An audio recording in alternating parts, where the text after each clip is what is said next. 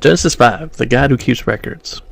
The chapter opens reminding us that God created man in his likeness, male and female, blessed, named, and loved. Before sin, before brokenness, before shame, God says, remember who you are. Before the world labeled you, God named you. Adam has a son, Seth, in his own likeness. See the shift? Adam was born in God's likeness. Seth is born in Adam's likeness, fallen, flawed, and human. Sin now runs in the family, just like in ours. Adam has lived for 930 years and he dies. Here's the drumbeat of chapter 5. He lived, he had children, and he died. Over and over, life is a vapor, death is real, and sin brings consequences. Seth, Enosh, Kenan, Michael, Jared, they lived, they had children, they died. Generation after generation. Wealth changes, technology changes, culture changes. But one truth never changes. Everybody dies. This chapter humbles us. You can run things, own things, build things, but you don't beat death. But then something different happens. Verses 21 to 24, Enoch. He didn't just live, he walked with God. Not Sunday religion, not casual faith, not God when I need him. No, a daily walk. The Bible says something shocking. And Enoch walked with God, and he was not, for God took him. He didn't see death, not because he was rich, not because he was powerful, not because he was perfect, because he walked with God.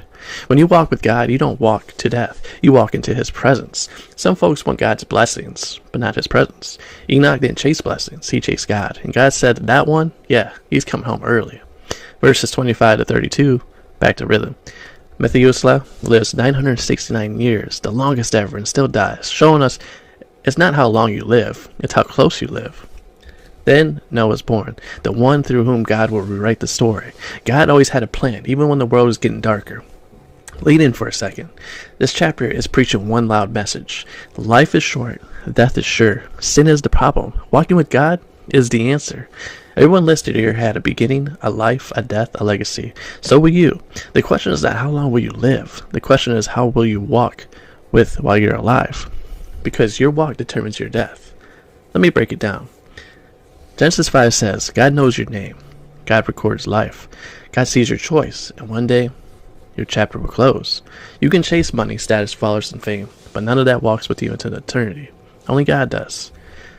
So what is God asking from you? Not perfection, not performance. Just walk with him. Talk to him. Trust him. Lean on him. Follow him. Like Enoch. Because while death ran through the whole chapter, hope walked right through the middle of it. And that hope is God himself. So today, if you've been drifting, come back. If you've been busy, slow down. If you've been distant, draw near.